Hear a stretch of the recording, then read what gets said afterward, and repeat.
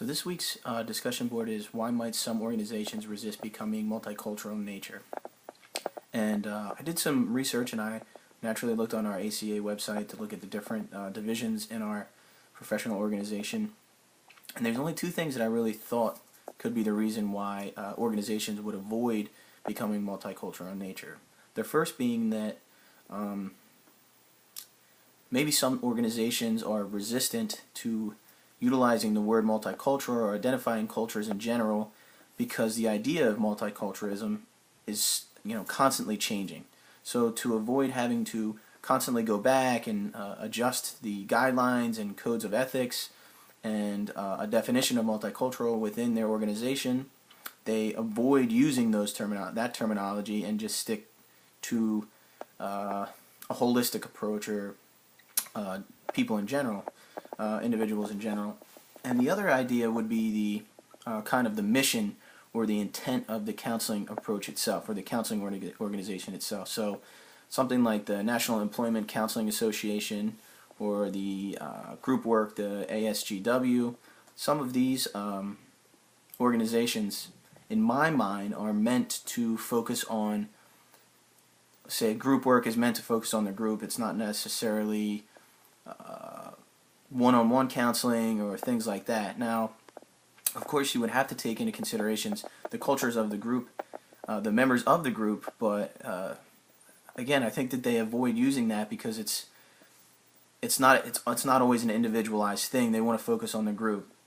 It's not necessarily the right way, but it's something that could be causing them to avoid using multicultural terminology within their mission statement and things like that. Also, National Employment Counseling Association, again, the intent of the counseling is to focus on career development, work on individuals in gaining employment, things like that. So they might have this perception of what does culture have to do with that. And of course, if you don't take it into everything, the individuals, everything that makes them up as a person in the society, in the community, within that community, how that context works, then you're not really, in my mind, assisting them with their needs and helping them truly adjust or find themselves. So those would be the two things that I would think. Again, unfortunately, I don't think they really justify the idea of avoiding multiculturalism, but I can see how that would be something that would prevent them. Some of the groups, some of the other questions that we have in our post talks about certain groups that might be segregated or discriminated against, and it's I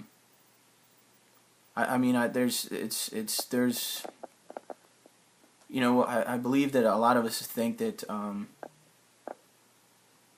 we've come a long way, and I do think we've come a long way, but there's still always groups that are discriminated against anyway, and African Americans,